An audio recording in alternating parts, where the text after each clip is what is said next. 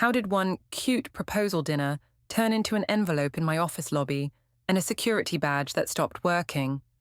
Why did everyone call me brave at the restaurant, but call me dangerous when the facts came out? What do you do when your husband stays calm, goes fully legal, and the result hits you in public? Before we dive deeper into the story, I have one small request. Please subscribe, drop a like, comment, and hit that hype button to boost this channel so more people can discover these incredible stories. My name is Eustacia Vye Hartman. I was 33 then, and I like to say I was a woman who did not beg. I worked in marketing at a software company, nothing special, but I knew how to make a story look clean. People listened when I spoke. That mattered to me more than love, even if I did not say it out loud. Caleb Hartman was 35. To everyone, he was my boyfriend. We had a child, Harper, and we lived like a married couple. The truth was that we had signed papers at City Hall before, quiet and fast, because health benefits were better that way. I told myself it did not count, because we did not have a big wedding. When I thought about it, I said the word wife felt heavy, like a lock, so in public I kept saying boyfriend, like it kept me free. The night he proposed, I already felt annoyed before the food came. He had made the reservation at an expensive steakhouse. He had asked my sister Danny to watch Harper. He had dressed in the way he did when he wanted to look serious. He said it was a special night. I said I was tired from work. He asked if I could please be present. I said he was acting like my manager. When we sat down, he watched me too much. I told myself he was judging me. I told myself he was checking if I was loyal, like loyalty was a test I had agreed to take. I looked around and saw other couples smiling, and it made me feel trapped. I hated that feeling. I wanted to be the person who could stand up, say something wild, and still be admired for it. Caleb kept touching his pocket. He asked if I was okay. I said I was fine. He asked if something happened at work. I said he always made work about him. He tried to take my hand.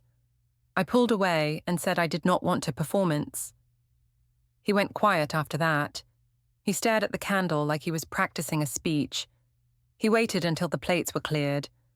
Then he asked if I could look at him for a second. I did. His face was soft and scared at the same time. He told me he wanted us to be a real family. He said he wanted stability for Harper. He said he loved me for who I was, even when I was difficult. I remember thinking that he made it sound like I was a project. Then he reached into his pocket. He took out a small box. He opened it. I saw the ring. It was nice. It was also proof that he believed he could decide the next step and I would follow. He asked me to marry him. I did not pause. I did not say I needed time. I did not say it was sweet. I did not say yes or no like a normal person. I felt a sharp joy, like I finally had the microphone. I told him I was seeing someone else. His eyes changed fast. He asked if I was joking. I said no. He asked who it was. I said it was not his business. He asked how long. I said time was not the point. He said he did not understand. I said he never understood me because he thought love meant ownership. He asked if I had slept with that person. I said he was being crude. I knew my words were slippery. I liked that. I could feel him trying to catch the truth, and I kept moving it. I told him it was not cheating, because we were not really married in the way I counted marriage. I told him I was honest, and honesty should get respect. I told him he should thank me for not lying. He asked if I even loved him. I said love was not a contract. He said Harper would be hurt. I said Harper would be fine if he did not act dramatic. He asked why I stayed with him then. I said he was safe and predictable, and that was a compliment. I watched his mouth open a little, like he could not decide which pain to choose. People at nearby tables started to notice. I could tell because the noise around us got thinner. The server came close, then stepped away. Caleb's hand shook on the table. He asked me to stop. I said I was not going to whisper like I was ashamed. I leaned back like I was the one being attacked. I said he always tried to make me small when he did not like what I said. I took my phone out. I did it slowly so he could see. He asked what I was doing. I said I was documenting my truth.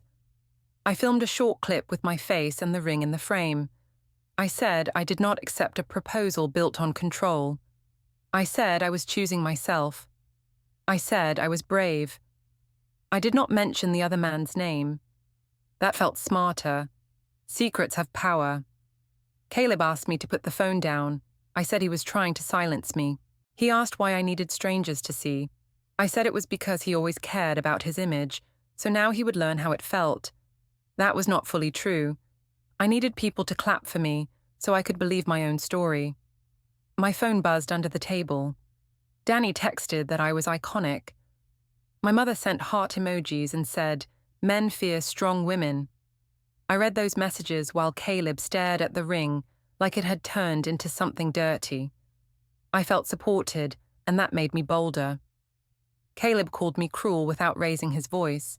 I told him he was manipulating me with tears. He asked if we could talk at home. I said home was where he cornered me with feelings. He asked what he did wrong. I said he was too needy and too serious. I said he made love feel like chores. I said if he wanted me, he should have earned me every day, not assumed me. He did not shout. He did not slam the table. He closed the ring box and slid it into his pocket. He asked for the check. The server came fast, like she had been waiting.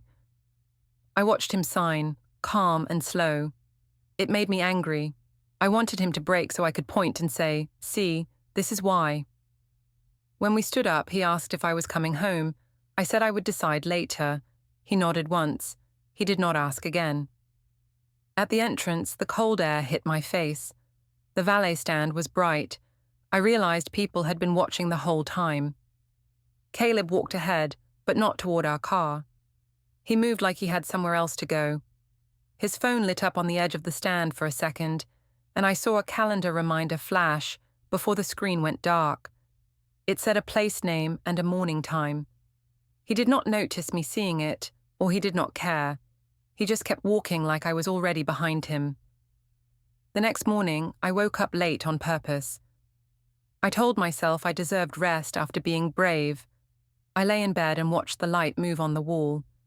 Caleb did not come into the bedroom. I heard him in the kitchen, quiet, like a stranger renting a room. When I walked out, I saw 2 mugs on the counter. One was mine. One was his. They were placed far apart. That small space between them made me angry. I told myself he was doing it to punish me. He was not saying anything, and that felt like a loud kind of control. He asked if I wanted coffee. I said I could make my own. He asked if I was taking Harper to school. I said yes, like it was a favor. He said he would do it. I said he was trying to play hero. He did not fight me. He just nodded and went to the hallway. His phone made a soft beep, like a recording app starting, or like a file uploading. I could not see the screen. I only heard the sound. I told myself I was being paranoid. Then I told myself paranoia was the same as intuition. I liked that version better. In the living room, I noticed a folder on the side table. It had a label that said Utilities. Next to it was another one that said Bank. Caleb never used folders like that before. He used to throw papers in a drawer and forget them. Now the folders sat straight, like someone had placed them carefully. He came back with Harper's backpack and asked if I had signed a school form. I said yes, even though I had not looked at it. Harper asked why Daddy slept in the other room. I said Daddy was being dramatic. Caleb looked at Harper and said he was just trying to rest. He did not look at me when he said it. On the drive to school, I played my video again. The comments were split.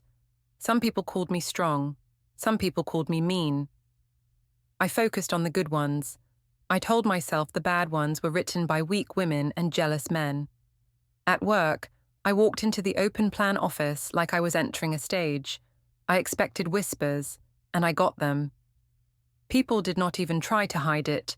I heard my name move across desks like a wave. I lifted my chin and smiled, like I was above it. Sierra, my friend from the design team, rolled her chair over and asked if the proposal story was real.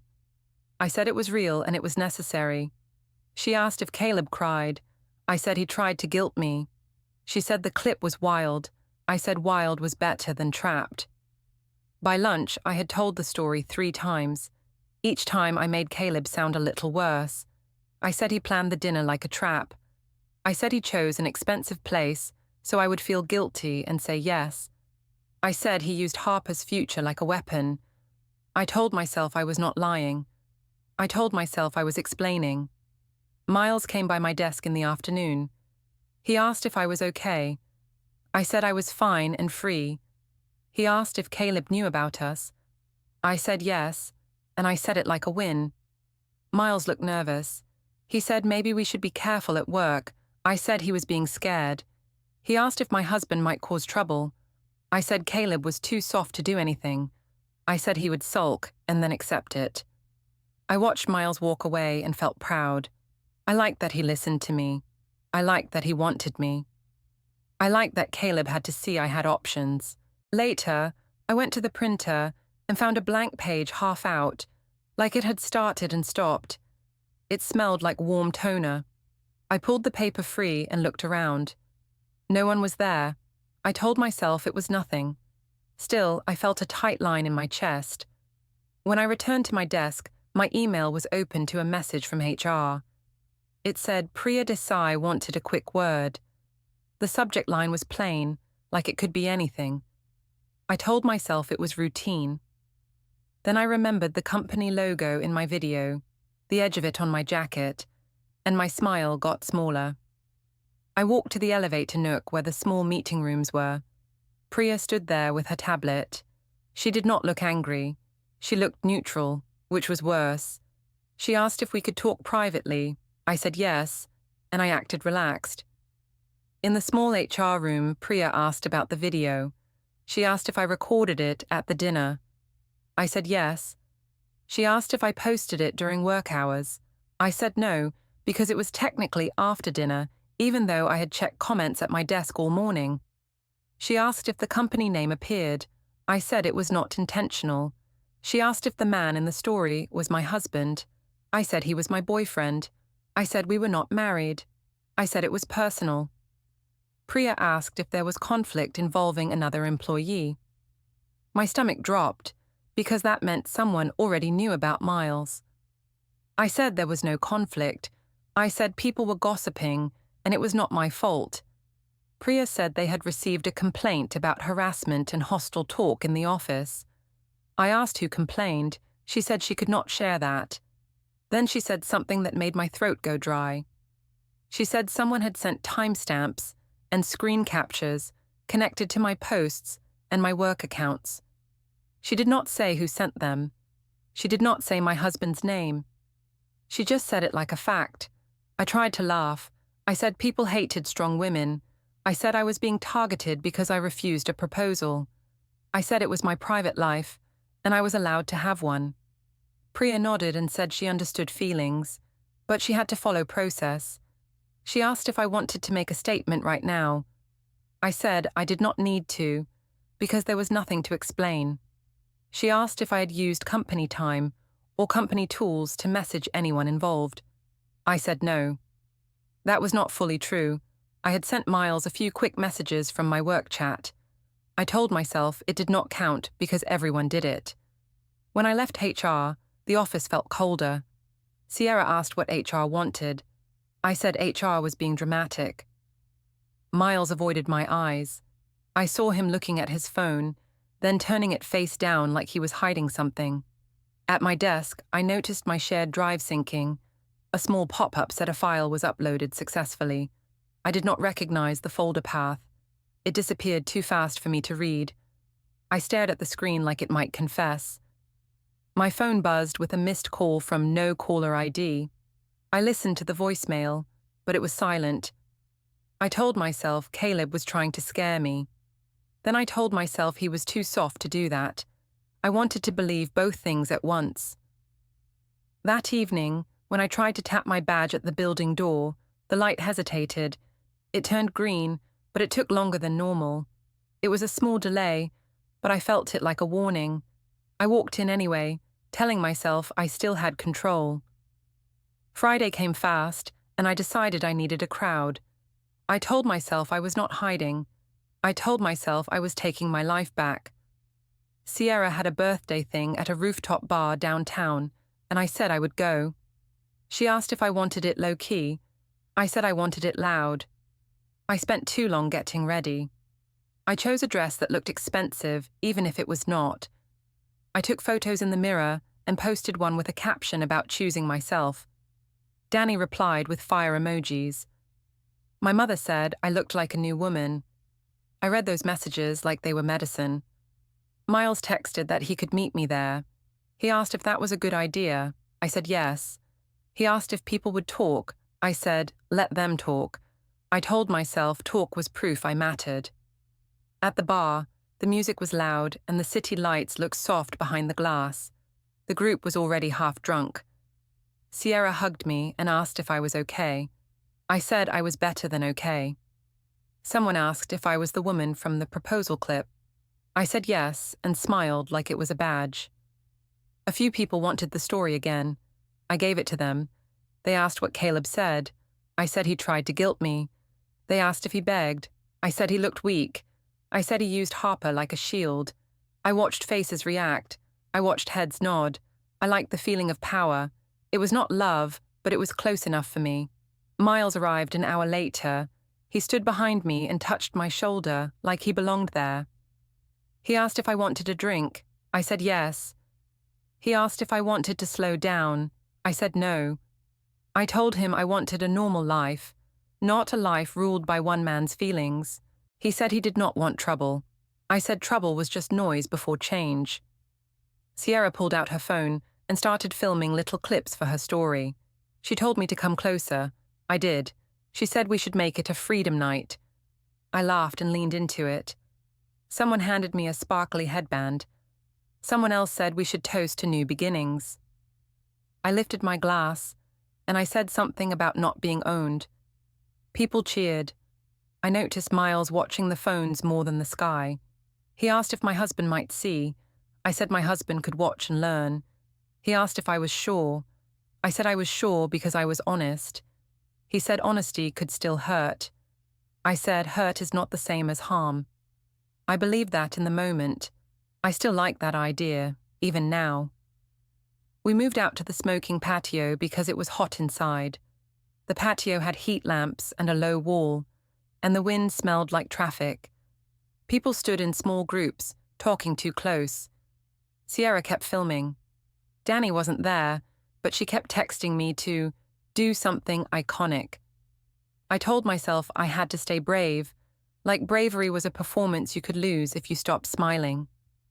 I posted a short clip of the skyline and my drink in Miles's hand in the corner. I did not show his face. That felt smart. I told myself privacy was my choice, not a rule someone forced on me. Then I saw Caleb. I did not expect him there. I had not told him. But of course he knew where Harper was, and the sitter lived in the building next to the bar. Caleb walked on the sidewalk below the patio level, near the entrance. He was not dressed up. He looked like he came from work or from errands. He held a small bag, probably Harper's things. My first thought was that he came to fight. My second thought was that he came to beg. When neither happened, I got angry. Sierra noticed him too. She whispered that it was him. A few heads turned. Phones lifted without anyone saying they would. People love a scene more than they love truth. Caleb looked up once. He saw me. He did not wave. He did not glare. He just looked, like he was confirming a fact. Then he looked away and walked toward the neighboring entrance. I felt heat in my face. I wanted him to react. I wanted him to be the villain in public, like I had promised everyone he was. So I walked closer to the patio edge and made sure he could hear my laugh. I leaned into Miles and let my body say what my mouth did not. I heard someone behind me say I was savage. I took that like praise. Miles asked if Caleb was here for me. I said no, he was here to spy. Miles asked if I wanted to leave. I said, why would I leave? I told him I refused to be managed by a man's emotions. A few minutes later, Caleb came out of the neighboring building with Harper. She was small in her jacket, holding a stuffed animal. She looked sleepy. Caleb held her hand. He did not rush. He did not tug her along. He moved like he had done this 1,000 times. Harper looked up and saw me on the patio. She lifted her arm a little, like a half wave. My chest tightened, but I did not move. I told myself I could talk to her later.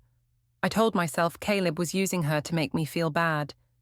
It was easier to believe that than to believe I had made a mess in front of her. Sierra's camera followed them. I saw the phone tilt down. I heard someone say Caleb looked so calm it was scary. Another person said he was planning something. I laughed and said he was just trying to look noble. I said he was acting for the cameras. Then I realized I was the one acting, and that thought made me snap inside. I called his name, but not loud. I did not want to look desperate. He looked up again. I could not read his face. He asked from below if I was coming home tonight. I said I did not know. He said, okay, like it was a weather report.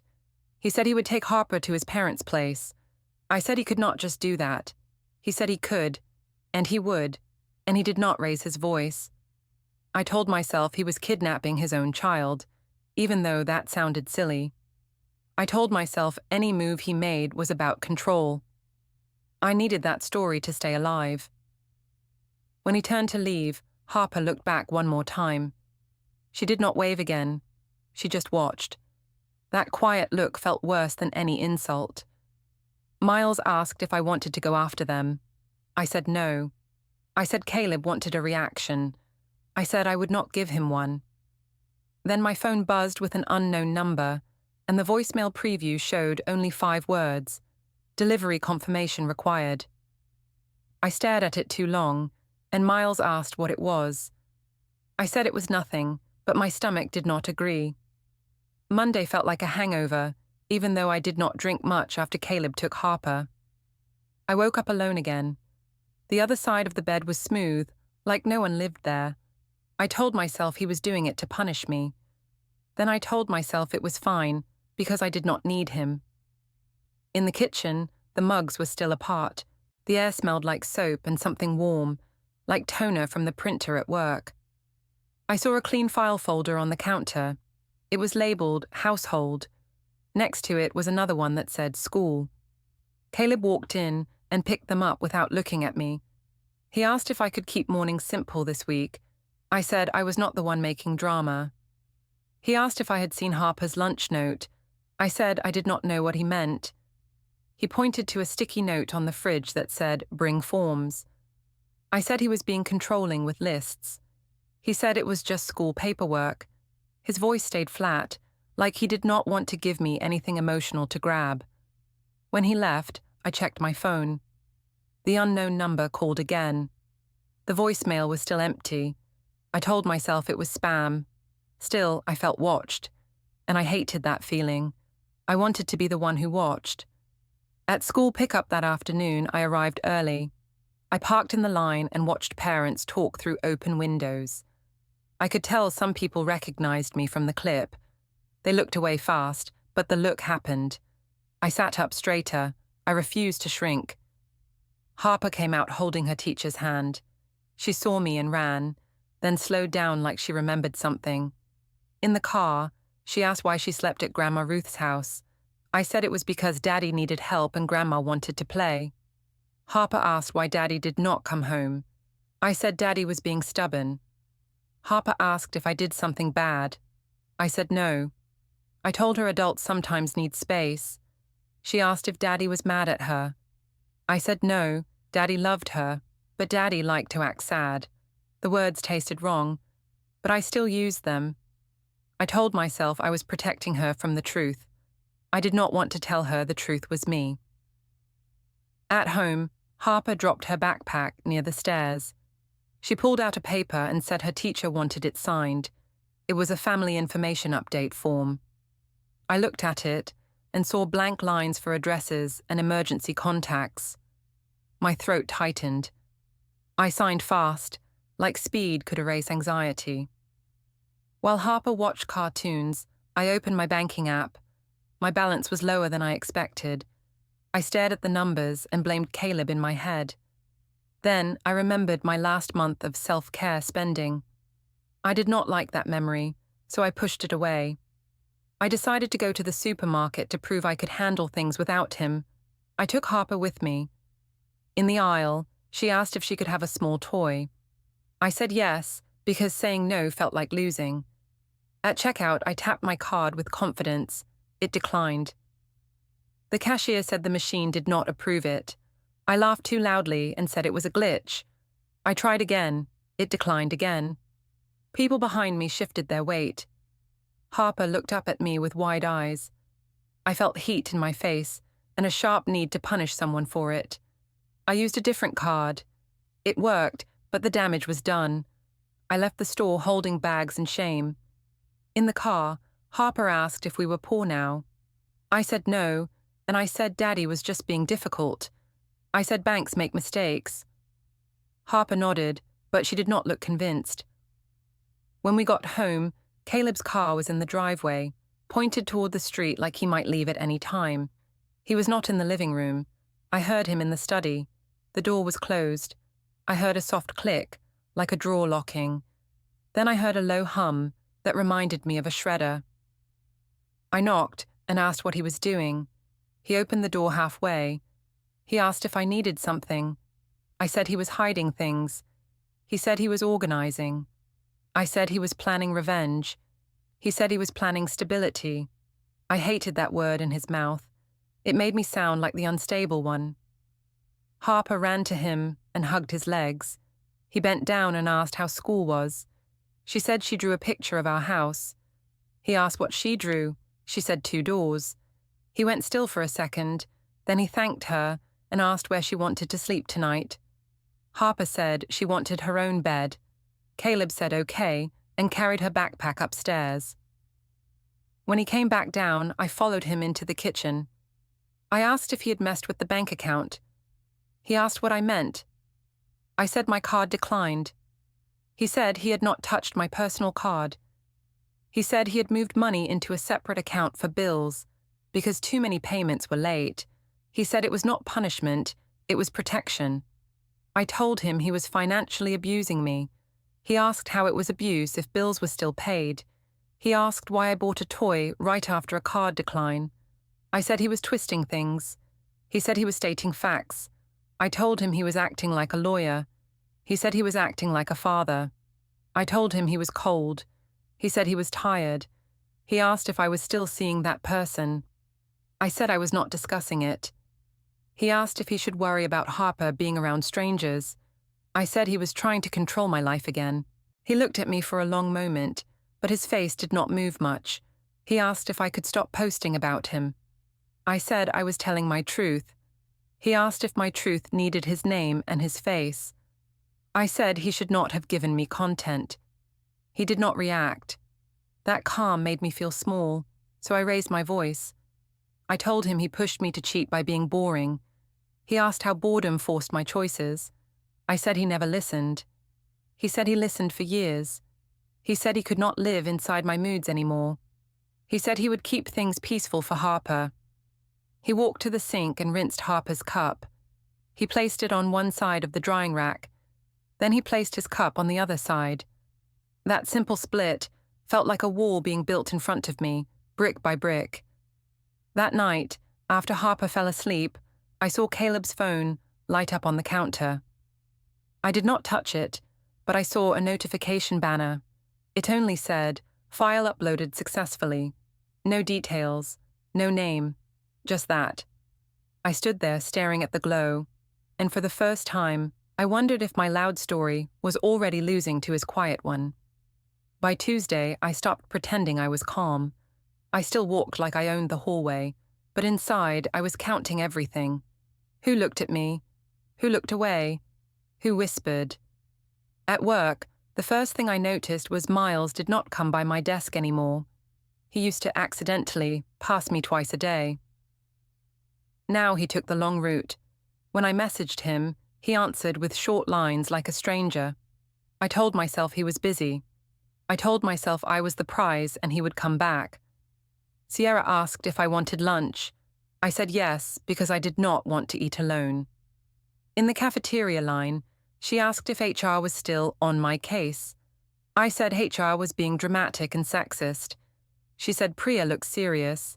I said Priya liked power. Sierra asked if Caleb was the one reporting things. I said he was petty and embarrassed. I said he could not handle a strong woman, so he ran to rules. That was my favorite story because it made me the hero. After lunch, my manager sent a meeting invite for the next morning. The title was Quick Sync. No details. I stared at it like it was a threat. A few minutes later, my badge stopped opening the side door to our floor. It worked after a second try, but the delay was new. I told myself it was just the system. Still, I felt my stomach tighten. That evening, I went home ready to fight. I wanted Caleb to admit he was punishing me. I wanted him to look guilty. I wanted him to shout so I could record it and win again. He was in the kitchen, cutting fruit for Harper. He asked how my day was. I said it was fine. He asked if I could pick Harper up tomorrow. I said yes, like it was my idea. Harper sat at the table, swinging her legs. She asked if we could all go to the park this weekend. Caleb said we would see. I said we could go, but only if everyone behaved. Caleb looked at me like he heard what I meant. After Harper went upstairs, I followed Caleb into the hallway. I asked why my card had declined. He said the bills were paid, and no one touched my personal card. I asked why he moved money. He said the mortgage and utilities had to be protected. I told him he was treating me like a child. He asked why I kept spending like nothing changed. I said I was under stress and he caused it. I watched him open a drawer near the stairs. It clicked like it had a lock. He took out a key ring, and I saw a new key on it, shiny and unused. I asked what it was for. He said it was for storage. I asked what he needed storage for. He said he was organizing the house. I said he was hiding things. He said he was putting things in the right place. I went to the bedroom and checked my phone. Danny texted that my mom wanted me to stay loud. My mom called and asked if Caleb was still sulking. I said yes and said he was trying to control money. She told me to remind him how bad it would look if people knew his real behavior. She said I should post again. I told her I might. I liked how she spoke like the internet was a weapon. The next day, I left work early and went downtown. I told myself I was running errands. The truth was, I wanted to feel in control again, so I picked places where I could be seen. I chose a coffee shop across the street from a storefront with a sign about notarizing. I did not go in. I just sat by the window with my drink, watching people come and go, like I was studying the world. Miles finally replied to me while I was there. He asked if everything was okay. I said yes, and I said Caleb was being weird. He asked what I meant. I said Caleb was acting legal. Miles said he did not want to be part of drama. I told him he already was. He said he needed distance at work. I told him he was selfish. He said he could not risk his job. I told him I was the one at risk, and he should help me. He said he did not owe me that. My hands shook a little, and I hated him for it. When I got home, Caleb's car was in the driveway again, still pointed toward the street. The guest bed looked slept in, just slightly disturbed, like someone had laid down and gotten up early. In the kitchen, the folders were back. Bank. Utilities. School. They were stacked like someone cared about order more than comfort. I decided to push him. I waited until Harper was in the bath. Then I cornered Caleb in the parking garage of our building, near the elevator door. I wanted no witnesses, but I also wanted him to feel trapped. He asked what I needed. I said I needed him to stop acting like I was dangerous. He asked when he said that. I said his silence said it. I told him he was ruining my life. I told him he was trying to make me lose my job. He asked if I wanted to talk about why HR was involved. I said HR was involved because people hate women who tell the truth.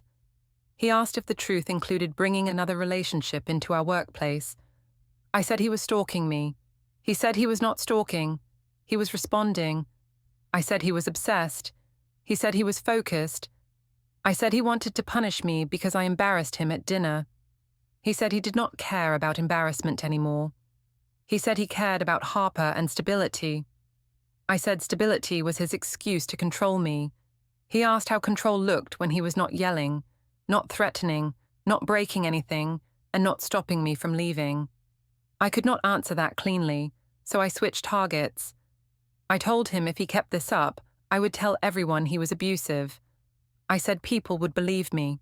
He asked if I was threatening him. I said I was warning him. He said he had been careful for a long time, and he would keep being careful. I asked what that meant. He said he would not argue in circles anymore. I stepped closer and asked if he still loved me. He said love was not the question now. He asked if I could stop putting him on the internet. I said I would stop when he stopped controlling the story. He looked at me like he finally accepted something he had been denying. He said he was done playing public games and he would handle it properly. I went to work on Thursday, like nothing could touch me. I wore a blazer and a calm face. I told myself I could outwalk any rumor. In the lobby, my badge did not work. I tapped it again. The light stayed red. The guard asked for my name. I gave it. He checked a screen and said my access was paused. I said it had to be a mistake. He said he could not change it. While I stood there, a man in a plain jacket walked up and asked if I was Eustacia Vye Hartman. I said yes and tried to sound bored. He said he had documents for me and asked me to confirm my address. I said I did not have to do anything. He said I could refuse to take them, but he would still note that I was served. People walked past us and looked. He handed me an envelope. My hand stayed steady, but my throat tightened. I told myself it was just Caleb trying to scare me. Then I saw Caleb across the lobby by the glass wall. He was not in a suit. He looked like he came straight from a normal morning. He did not stare hard. He just watched like he was checking a box. I opened the envelope. The first pages showed that Caleb had filed for divorce. My brain caught on the word like a snag. I flipped again and saw a temporary schedule for Harper, with specific days and pickup times. I saw a temporary rule about money, about not moving funds or running up debt. I saw a request about the home, about who stayed there for now. I saw a section that listed my posts and said they harmed him and exposed family details. It asked for them to be removed and for me to stop posting about him and Harper. I laughed once, small and sharp, because I did not know what else to do. I told myself it was dramatic paperwork. I told myself paper could not measure love, but I could feel the weight of it. It was not a fight, it was a system. The guard said HR was expecting me. I walked to the elevators with the envelope pressed against my ribs. My phone buzzed with messages from my mother asking what was happening. I did not answer. In the HR room, Priya sat with my manager and a second person from compliance. Priya asked me to sit. I sat. She said the company finished an investigation about my conduct and my use of work tools. She said they reviewed videos I posted, messages I sent, and reports from co-workers. She said there were policy violations, including harassment and creating a hostile environment. She said my employment was terminated effective today. I tried to turn it into a story again. I said I was being targeted because I refused a proposal. I said men could not handle me. Priya said this was not about my relationship status, and it was not a debate. I said Caleb had forced this. Priya said she could not comment on my marriage, and her decision was based on evidence and policy. My manager asked for my badge and laptop. I said it was unfair. He said it was final. Priya explained my last paycheck process and benefits, slow and careful, like she was reading weather. When I walked out with a small box of desk items, I saw Caleb near the lobby doors. Ruth Hartman stood with him, holding Harper's backpack. Harper held Caleb's hand. Caleb looked at me and nodded once. Ruth did not nod. Harper asked why I had a box. I opened my mouth. but no clean lie came. Caleb guided her toward the exit, calm and lawful, and I stood there jobless with papers in my hand, watching my own story stop working.